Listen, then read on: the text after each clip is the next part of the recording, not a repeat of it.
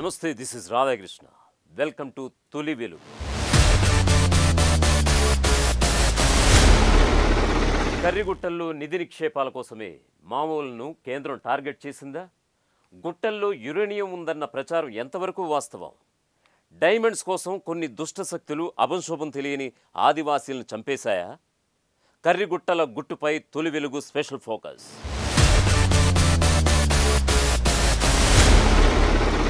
Operation కగారుతో కర్రిగుట్టలపై దేశవ్యాప్తంగా చర్చ జరుగుతోంది. మావోయిస్టులకు సేఫ్ ప్లేస్గా ముద్రపడ్డ ఈ గుట్టల చరిత్రపై ఇప్పుడు అందరూ ఆరా తీస్తున్నారు. కర్రిగుట్టల్లో అంతుచిక్కని రహస్యం దాగుందట. ఎత్తైన కొండలు, దట్టమైన అడవుల్లో పెద్ద ఎత్తున నిధి నిక్షేపాలు ఉన్నాయన్న వాదన ఇప్పుడు తెరపైకి వచ్చింది. అవును, గత చరిత్ర గనక తెలుసుకుంటే మనం కూడా నమ్మి తీరేలా ఉన్నాయి అక్కడి విస్తుగులిపే వాస్తవాలు.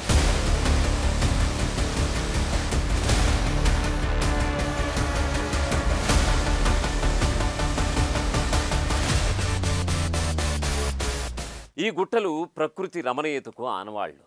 నల్లటి కొండలు, పచ్చటి చెట్లు, పక్షుల కిలకల రావాలు, సెలయేటి పరవళ్ళు, ఇలా స్వచ్ఛమైన వాతావరణానికి కర్రిగుట్టల ప్రాంతాలు ఇట్టే మదిని దోచుకుంటాయి.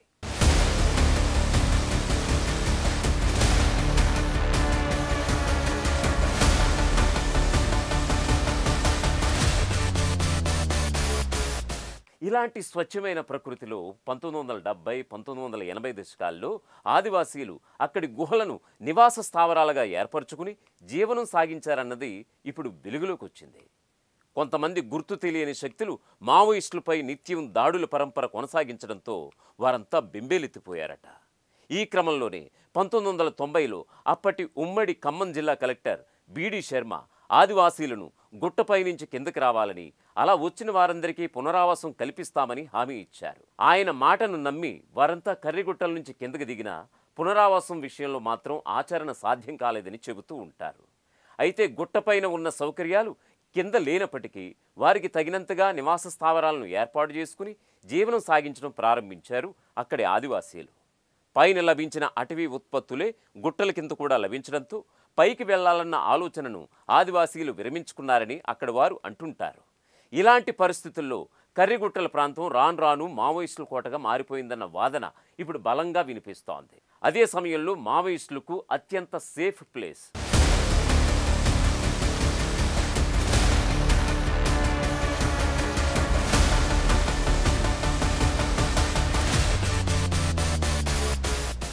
అందుకే దీన్ని యూటిలైజ్ చేసుకుని నక్సల్స్ స్థావరాలు ఏర్పాటు చేసుకున్నారు.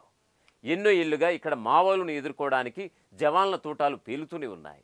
తరచూ ఇక్కడ నక్సల్స్ కోసం ఆపరేషన్లు నిర్వహిస్తూ ఉంటారు. ఈ ప్రాంతంలో భద్రతా దళాలు మావోయిస్టుల మధ్య తరచూ ఘర్షణలు జరుగుతూనే ఉంటాయి.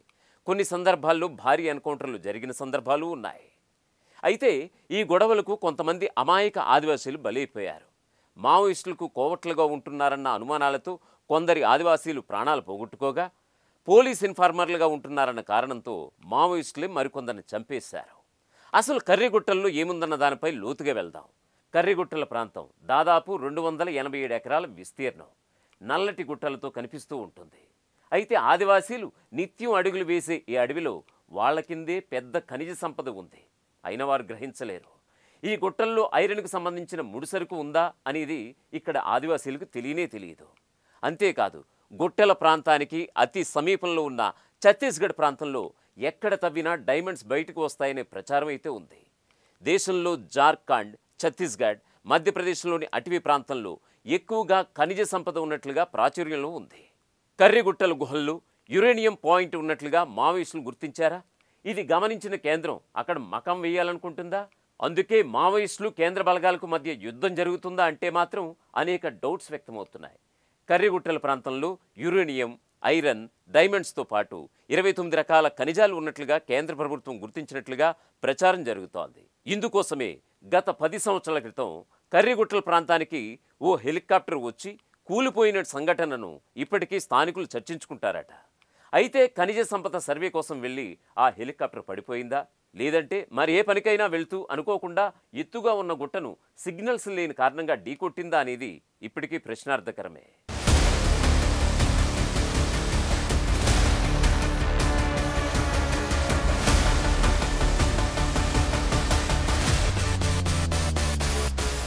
అయితే కర్రిగుట్ట గుహల్లో ఒకప్పుడు నివాసం ఉన్న ఆదివాసీలు గుర్తు తెలియని శక్తులచే ఒక్కొక్కరుగా చంపబడ్డారు. 1990లో జరిగిన ఈ మారణకాండ కర్రిగుట్టల్లోని ఆదివాసీలే టార్గెట్గా ఎందుకు జరిగిందో అర్థం కాలేదు. గుట్టలు దిగి ఆవాసాలు ఏర్పాటు చేసుకుని జీవనం సాగిస్తున్న పామునూరు గ్రామస్తులను ఎందుకు ఊచకోత కూశారనేది ఇప్పటికీ సమాధానం లేని ప్రశ్నగా మిగిలిపోయింది. కర్రిగుట్టలపై నుంచి వచ్చిన ఆదివాసీలు కానూరు, జల్లా కాలనీ, డోలి, చెలమల, పామునూరు, కలిపాక, ముత్తారం, వెంకవాగు, సీతారాంపురం, పెనుగోటు కాలనీ, ఒంటిమామిడి, బొల్లారం, ఆరుగంటపల్లి, ప్రగల్లపల్లి, ముర్మూరు, కరివేనిగుంప, మల్లాపురం గ్రామాలను ఆవాసాలుగా చేసుకుని ప్రస్తుతం వీరందరూ కూడా నివాసం ఉంటున్నారు.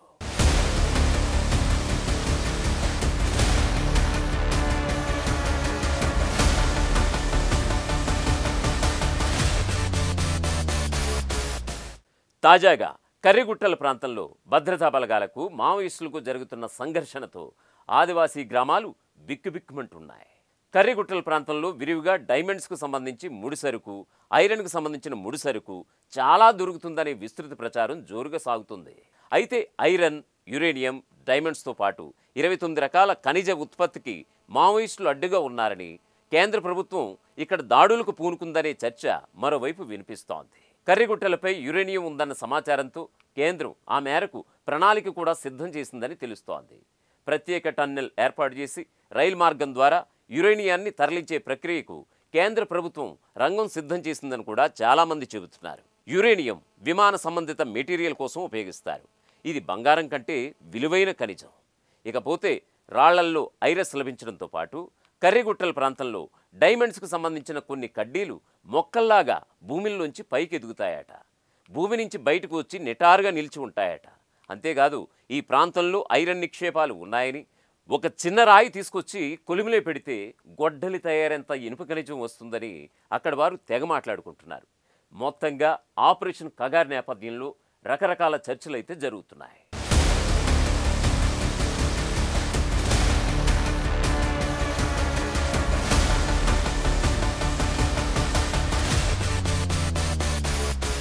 ప్రపంచంలో ఏ మూల ఏ క్షణం ఏం జరుగుతుందో వేగంగా తెలుసుకోవడానికి తొలి వెలుగు వాట్సాప్ ఛానల్ని ఫాలో చేయండి.